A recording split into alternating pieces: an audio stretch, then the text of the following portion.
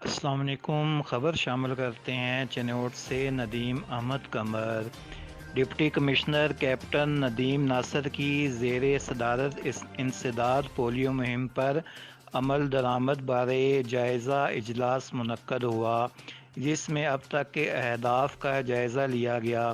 سی O health doctor Mushtaq Bashir Akif, D H O doctor Shahzad Khalil, deputy D Os اور دیگر health افسران بھی موجود تھے۔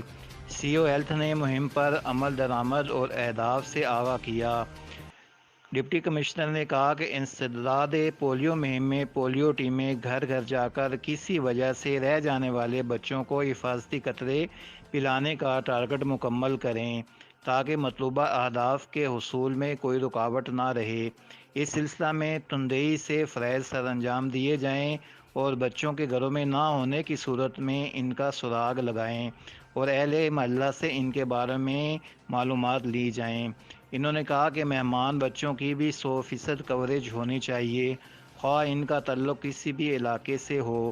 ڈپٹی کمشنر نے محکمہ صحت کو مہم کے اختتام تک ذمہ داریاں احسن انداز اور قومی خدمت کے جذبے سے انجام دینے کی تلقین کی اور کہا کہ ضلعی انتظامیہ کے تمام افسران پولیو مہم کی نگرانی پر مامور ہیں اور مہم کی دوہری مانیٹرنگ کی جا رہی ہے، جس میں غفلت کے مرتکب سٹاف سے کوئی رعایت نہیں ہوگی۔